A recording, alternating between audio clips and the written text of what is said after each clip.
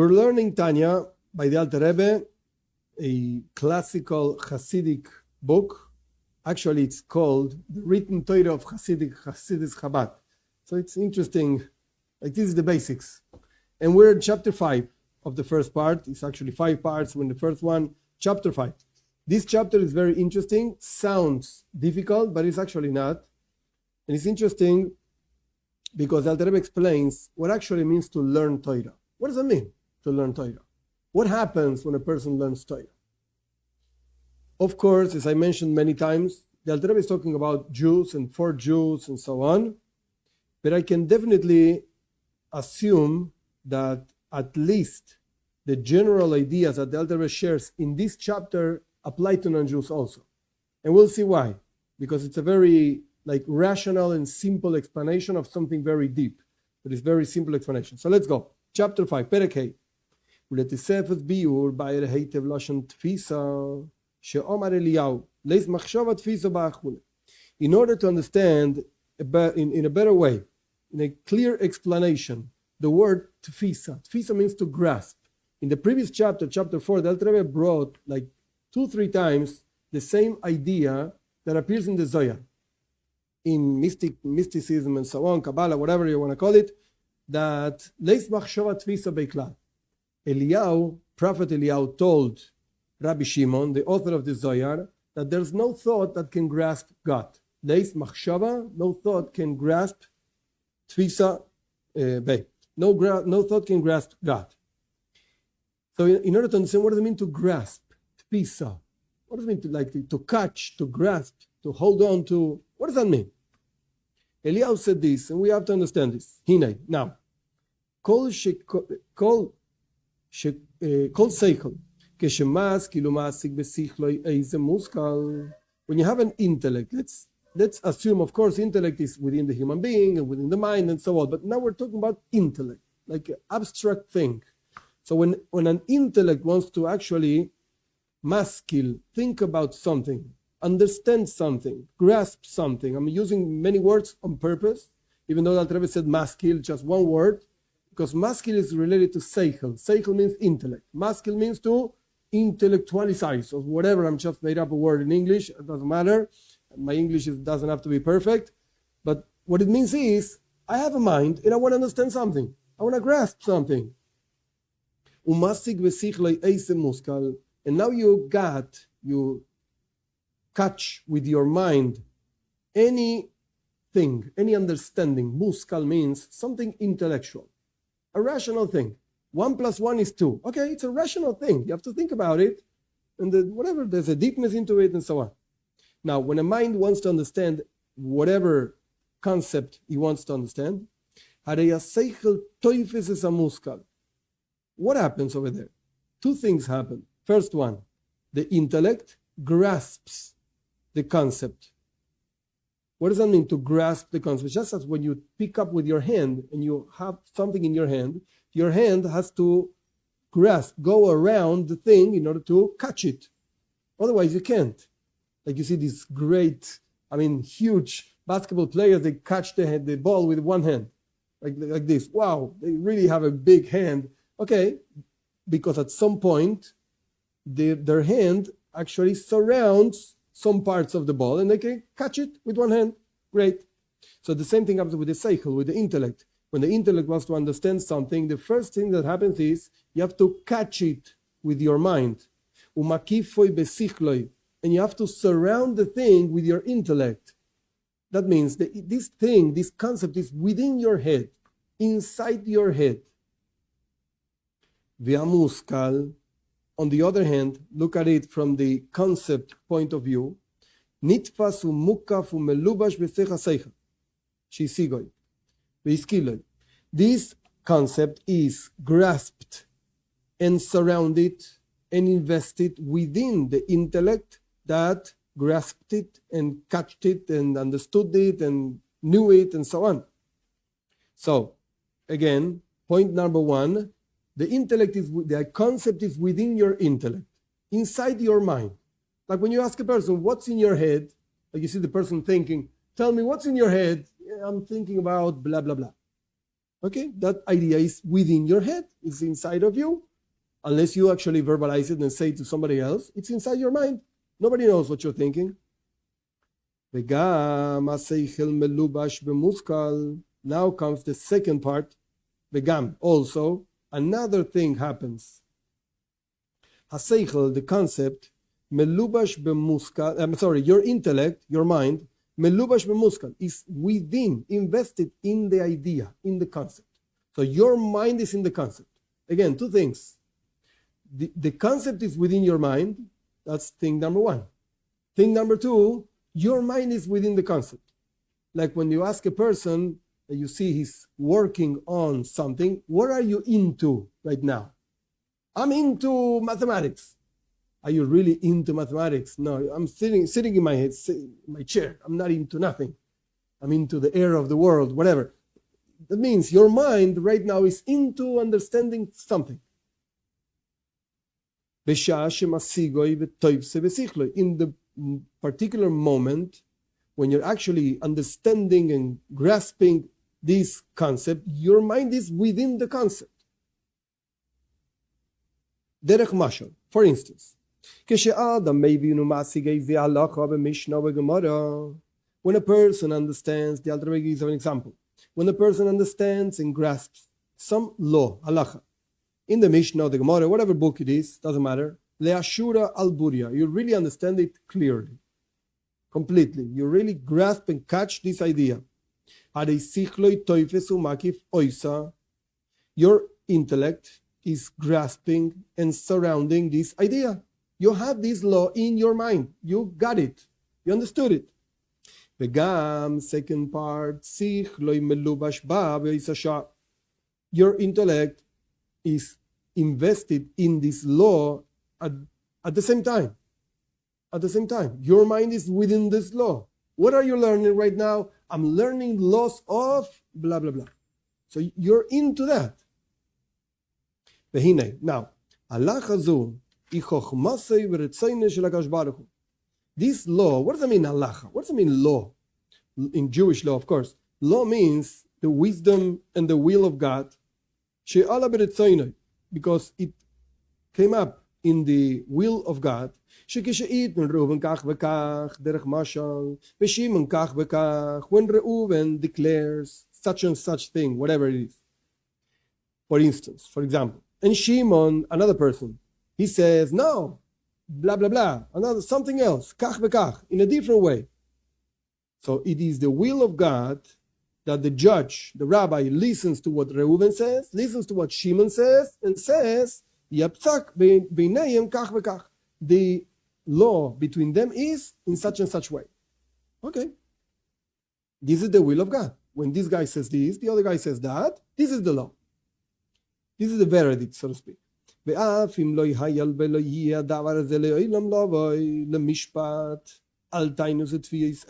even though it could be that this thing never happened and will never happen,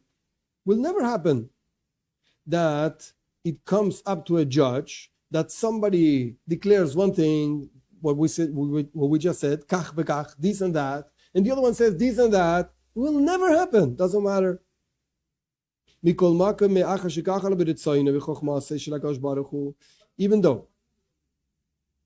so, maybe this never happens, doesn't matter, because since it came up in the will of God and His wisdom, that she'item zekach v'zekach yaptakach, that if this guy says this and this guy says this, the verdict is this.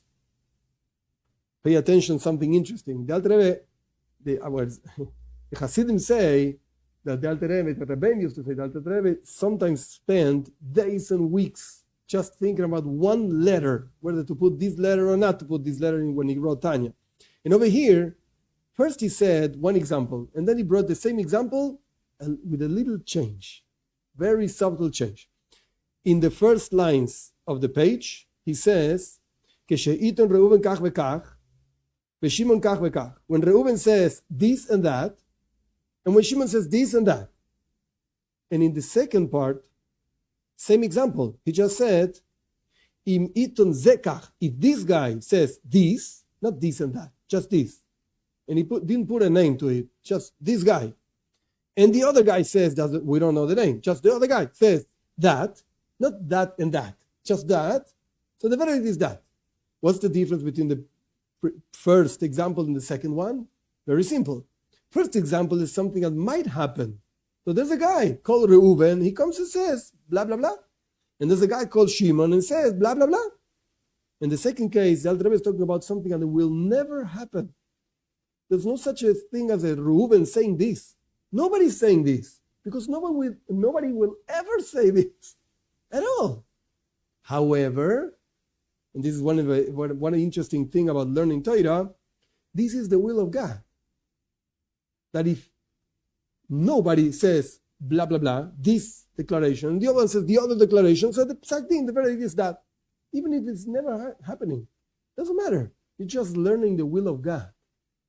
We're not learning something quote unquote practical. Of course, there are very practical parts of the Torah. But in this particular thing, the Alter Rebbe is saying, wait a second, it doesn't really matter what you learn. You're just learning God. That's what you're doing.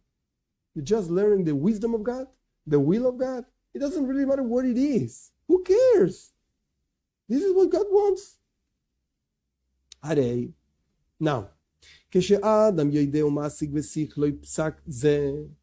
when a person knows and grasps in his intellect this verdict, it doesn't really matter whether it's practical, it's not practical, will happen, never happened, will never happen, I don't care. When you know this law as a law that is actually presented, so to speak, in the Mishnah, in the Gemara, or Poiskim, the great rabbis that wrote different answers and so on,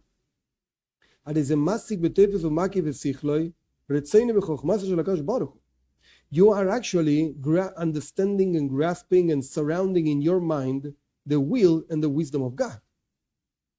You have God inside of you. You're catching God, so to speak, in your mind. The leis machshavat fi'isabei that we just said in the previous chapter, Eliyahu said many times, there's no thought that can actually grasp him. You're right. But this is his will. And we just said in the previous chapters, also in chapter 2, he and his will is one. He and his Torah are one. So you're grasping God. Whatever he wants you to understand of him, of course. But he projected himself, this is chapter 4. He projected himself into the Torah so we can actually grasp him and catch him whatever we can. Doesn't really matter what. And according to your level, it doesn't really matter what the neighbor knows and understands. I don't care. I know what I have to understand. Of course, you have to be honest with yourself. And if you can learn more, you have to learn more. Now, again, your mind is catching, grasping, surrounding the will of God, the wisdom of God, that no thought can actually grasp and so on. No thought can actually understand his will, his wisdom, except when this will of God, this wisdom of God is invested in the laws that we have in front of us. In other words, you want to get God? Go learn Torah. That's the only way. There's no other way. Actually, Alter Rebbe says later, much later, in chapter 40, 40-something, 41, 40-something, 40, 41, Alter Rebbe says that when the prophet says, the prophet says, he laments, and he says, everybody that is thirsty, go to the waters. So do you need a prophet to say that? No, of course. Alter Rebbe asks, you don't need a prophet. If you're thirsty, you drink water. That's a natural thing. So the prophet is saying something else. If you're thirsty of God, go learn Torah. Mine is Torah. Our sages say, water is Torah. So if you're thirsty of God, what can I do? Go learn Torah. Why? So the Alter Rebbe is explaining. This is what he's explaining. Why did he get into all of this? I should have said it before, but I didn't, whatever.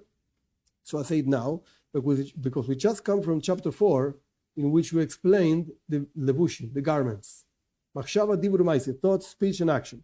And within those levushim, those garments, is the will of God. Because when you do a mitzvah, whatever mitzvah it is, whatever commandment it is, you're actually what the Alter Rebbe explained in chapter 4. You're actually investing your life within godliness. Because whatever you're doing, you're just doing it because God said so. Not because of anything else. Some people make a terrible mistake and they think Shabbos is so nice and we do Kiddush and we say, and we sing and we, oh, so nice. I want to do that. You know what? It might be nice. But the reason why we do it is not because it's nice. Who cares whether it's nice or not? We do it because this is what God told us to do. And Alter Rebbe used to say, even if God told us to go chop wood in the forest, we would be all the Jews chopping wood. What's the fun part of it? Nothing. But whatever, God wants us to chop wood, so we go chop wood. Okay, God told us to do this and that maybe looks interesting. Whatever. But we don't do it because it's interesting, because this is the will of God. So in the laws we have in front of us, through the laws we have in front of us, we can actually grasp God, literally. And furthermore, this is just one part of it, because again, we're grasping God within our minds. The Alter Rebbe said there were two things. On one hand, you have a concept inside your mind. On the other hand, your mind is inside the concept. So here comes the second part. First part was you have God inside of you because you grasped, you understood His will, His wisdom. It's inside your head through the Torah. Here comes the second part. Your intellect is within them. The wisdom of God, the will of God. And this is amazing. This is what Alter Rebbe says now.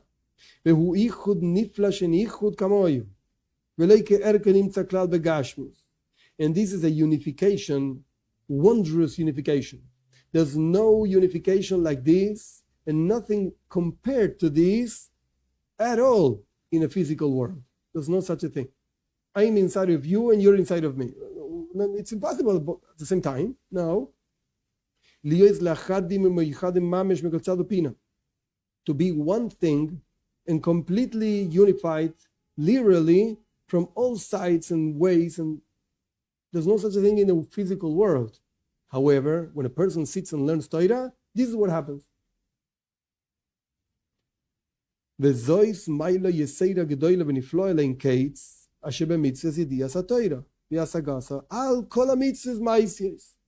And this is a virtue, amazing, great, wondrous, without limits, in the mitzvah, in the commandment of knowing the Torah and grasping the Torah above all the mitzvahs, all the practical mitzvahs.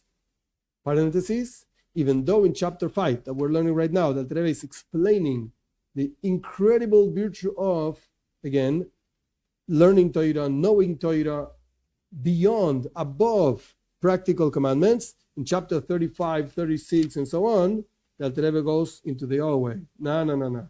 Practical things is the best, and the highest, and the greatest. But whatever, we're in chapter 5 right now, so let's go with this that Alter Rebbe is saying. This is an amazing virtue. Of course, maybe I shouldn't jump it. So let's go to the explanation. Why does Alter Rebbe say in chapter 5 one thing and in chapter 35 a different thing? Make up your mind. What's better, learning or doing? So over here, the Alter Rebbe is talking about uniting yourself with God, being one with God. In the concept of being one with God, there's no higher thing than learning Torah. Forget it. And Alter Rebbe just explained. Two wonderful things happening at the same time. You're inside the Torah is inside of you, you're one with God. Amazing. No example in the physical world that we can compare these two. This is amazing. But in chapter 35, the concept is a different one. The Alter Rebbe wants to explain something else.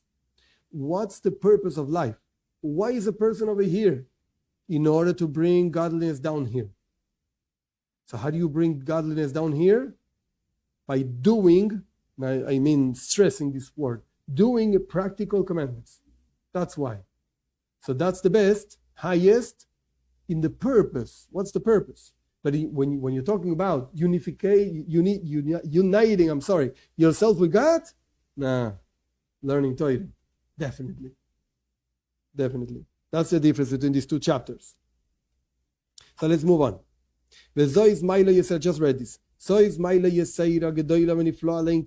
is an amazing, wondrous, wonderful, infinite virtue that has learning Torah, knowing Torah, grasping Torah, al kol mitzvahs, beyond and above all the practical mitzvahs. And pay attention that he says knowing Torah. It's not just reading, blah, blah, blah, blah. I can read the whole Tanya maybe in 2-3 hours and that's it, I read it. Nah. Do you know it? You have to know the thing. You really have to understand. Whatever you understand, okay, there's lawyers of deepness, that's fine. But whatever you understand, you have to understand it. Otherwise, what are you doing? There's an interesting difference between Torah Shebiksav and Torah Shebal Peh. Written Torah and oral Torah. By written Torah, even if you don't understand what you're reading, you're still fulfilling the mitzvah of learning Torah. Because the letters themselves, they have a holiness, kedusha. Even if you don't understand. By oral Torah, Torah Shebal Peh, you have to understand. The main thing is the concept, not the letters. Even though there are opinions, and there's a letter by the father of the Rebbe, very interesting, like mind-boggling letter, where he says, when God dictated the Torah to Moshe Rabbeinu, he dictated the words of the Talmud. Abaye says, and Rove says, like, whatever. It's interesting to sit and learn. It's a difficult letter. But the point is that in the oral Torah, you have to understand. Understanding is the main thing, not so much the words. In the written Torah, the main thing are the letters, the words, even if you don't understand. So over here, the Alter Rebbe is talking about Yediyas Torah, knowing Torah, having it, so to speak, in your mind, within you. And actually, there's a phrase by our sages, the Alter Rebbe doesn't bring it over here, but I humbly think this is what it's talking about. It says when a person passes away after 120 years and so on, happy is the one that comes here, means above, after 120 years, and your Talmud, your learning is in your hand. Like you bring your learning with you. Because that means it's your learning, it's your Torah. And it's also brought down in Tehillim at the beginning. Torah Hashem, Torah is the Torah, God's Torah, it's your Torah. In the same verse appears the same thing. Why? Because when you know it, it's yours. Becomes yours, literally. Now, knowing Torah, knowing it's even higher than other commandments that depend actually on speech. In its knowing Torah, it's even higher than the mitzvah of learning Torah with your mouth. It's even higher than that.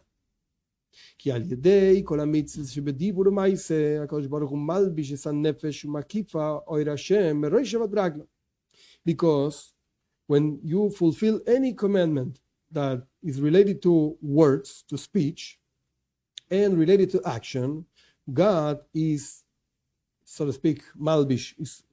You're wearing God, so to speak. Your soul is wearing God, and God is surrounding, the light of God is surrounding the soul from the head to the toes. That's learning Torah, that's doing mitzvahs, whatever commandments, practical things. Uviyediyas Torah, on the other hand, by learning Torah, by knowing Torah, in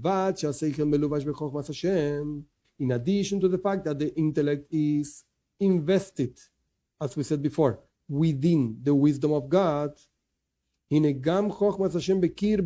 the same time, God's wisdom is within you.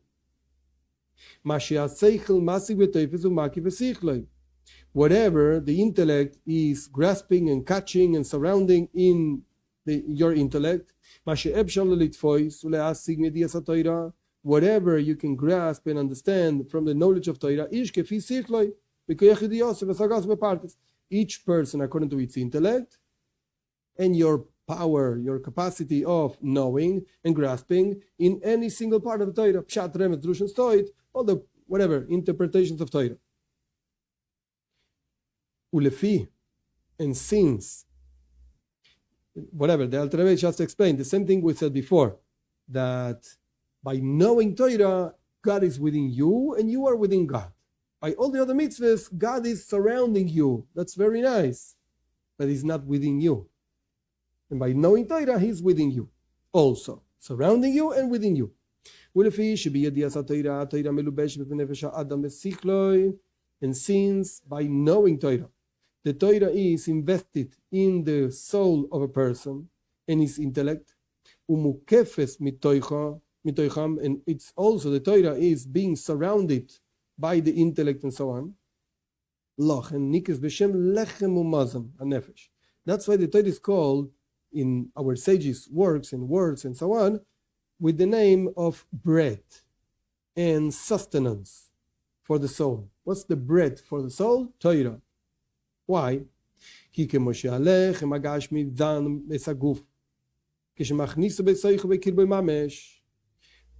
just as the physical bread nurtures the body, when you put it inside of the body, literally, the bread nurtures, and there in the body, through digestion and so on, this bread transforms itself, becomes blood and flesh of your own blood and flesh. It's a piece of you right now. And there's a interesting, very interesting Ramban, commentary of the Ramban, Nachmanides, on Parshas Shmini, when he's talking about the kosher animals, which animals are kosher, which animals are not kosher, Jews can eat this, not that, and so on. This does not apply to non-Jews. Non-Jews can eat whatever they want, except for a piece of a living animal, but that's a different stuff, not related to kashrus directly. The Ramban says, we are what we eat. And whatever characteristics, midos, attributes, emotional attributes the animal has when you eat it, that's what you actually acquire. You become that. You become that, literally. And this is what Alter Rebbe is saying over here, that the bread transforms, becomes part of you, of your flesh and blood. And then, since you ate, you can live and you can sustain yourself. That's the example. The same thing happens when you're knowing Torah, Adam, and the grasping of the Torah in the soul of a person. A person that really learns and deeply within his mind. It's not just reading. We're not talking about reading over here, reading the newspaper, reading the Torah, reading, no. Really understanding and grasping, to the point that becomes grasped in your intellect, and it becomes one with your intellect. And you become one with this idea. There's a point, there should be a point, where when the intellect starts thinking how the Torah thinks, the way the Torah thinks.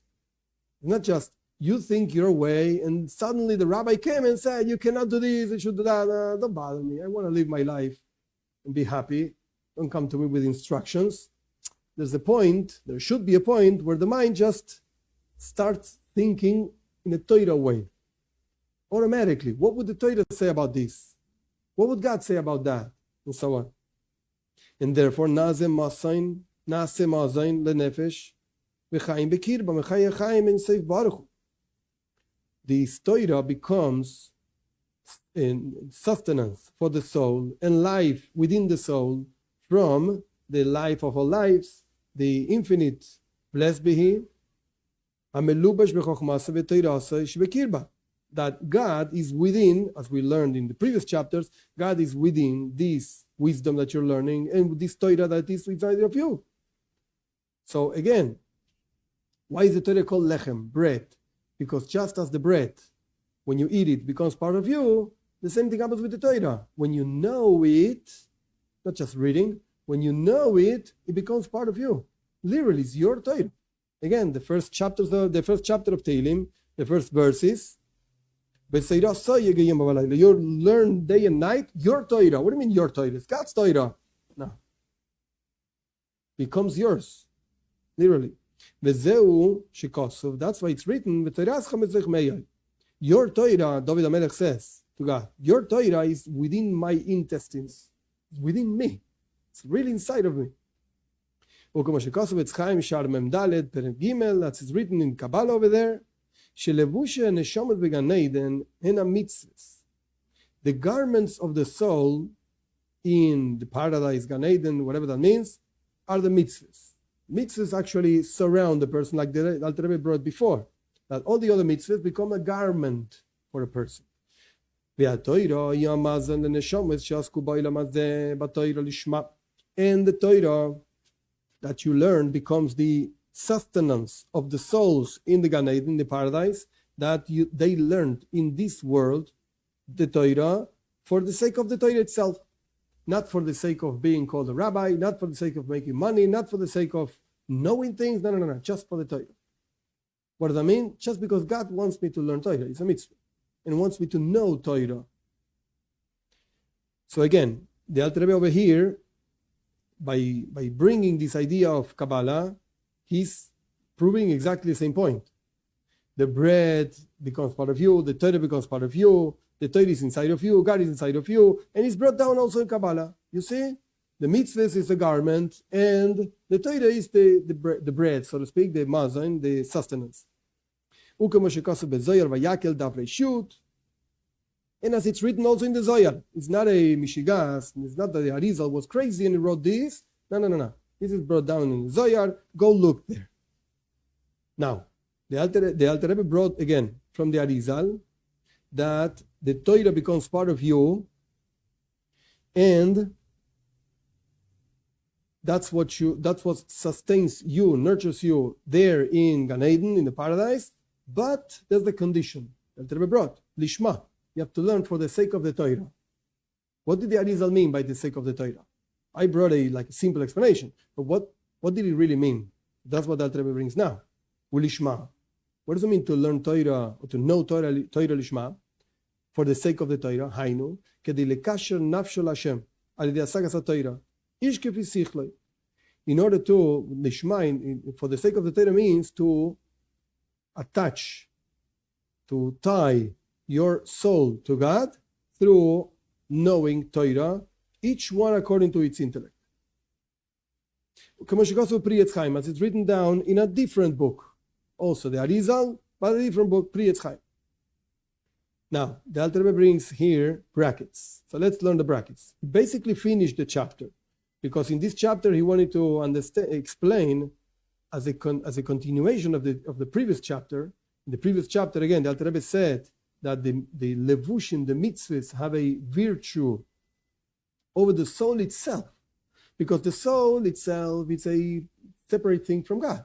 It's a soul, it's a creation. So even though it can be attached to God, it can be connected to God, very nice, but it's one thing connected to another thing. It's the soul connecting to God. And the mitzvahs in general, they are the levushim, these garments, thoughts, speech, and action. This is the will of God. This is the wisdom of God itself. It's not a different thing from God. This is what Alter Rebbe explained in chapter 4. And then he went deeper in chapter 5 and said that there's one on top of everything else. If that's what you're looking for, attachment, connection, and so on, there's one that is really, really on top of any other mitzvah. What? Knowing Torah. Not necessarily learning Torah, knowing Torah in your mind. And that becomes your life, your bread, so to speak. Again, now the brackets. Now, in general, the idea of sustenance, it's what is called in Jewish mysticism, oir pnimi, an internal light. That means within you. That's what it means. That's what it means, pnimi, inside of you. Like the comparison, very basic, but just to help to understand what he's saying, what he's talking about, like the comparison between thought and speech. Thought is within my mind. Pnimi is inside of me. You don't know what I'm thinking, and I don't know what you're thinking. But speech, it's external. It's outside a person. So, the mazon, again, the food, the sustenance, the bread, and so on, it's or pnimi. It's a very internal light. And the garments surround. That's just like the garment surrounds a person. That's why our sages said, that's why our sages said that the learning of Torah is compared to all the other mitzvahs together. Why? Because all the mitzvahs in general are just garments, as we explained. And the Torah, it's a sustenance, and one thing more, it's also a garment, because it's a mitzvah. It's also a commandment to learn Torah, so it's both things at the same time. It's inside of you and it's outside of you. It's again, levush lanefesh hamaskeles. The Torah is not just mazon, it's not just nurturing, sustenance, and so on, but also it's a garment for the soul that thinks. Shemislabesh ba, that the soul is invested within the Torah, be'iyuna ve'limuda. When you actually go deep into it, into the Torah, and you learn the Torah, how much more so when you actually verbalize with your mouth, with your words, and you actually say the words of the Torah that you're learning, because the air, so to speak, of the speech becomes a surrounding light, as it's written in Pri Etz Chaim. So again, on one hand, the Torah itself is a mitzvah. To learn to Beshinam Vanecha, you have to learn Torah, whatever. Whatever verse you want to use to learn Torah, it's a mitzvah to learn Torah. Okay. On the other hand, the words that you actually produce with your mouth, that sound, that air that you're using, that also surrounds you. And that's why the Torah is so powerful compared to all the other mitzvahs together, because it's both things. All the other mitzvahs are just one thing. They're garments. They surround you. This mitzvah of Torah surrounds you because it's a mitzvah, and at the same time, it's inside of you. It's your sustenance. And that gives you, as the Alter Rebbe said, sustenance from the life of life, Chaya Chaim, and Sof Baruch Hu, the infinite, and so on, because the infinite is within the Torah. That he invested himself into the Torah, as the Alter Rebbe explained in chapter 4 also. Torah comes down and so on. So in chapter 5, it is like a huge parenthesis, but Alter Rebbe, talking about garments and mitzvahs in general, he says there's one that is really on top of everything else with regards to unifying yourself to God. That's chapter 5. And then in chapter 35 is going to go in a different road, so to speak, because you should know that actually the purpose of life is to bring down godliness down here. And how do you do it down here? After all, knowing Torah, it's a very abstract thing. It's within my mind.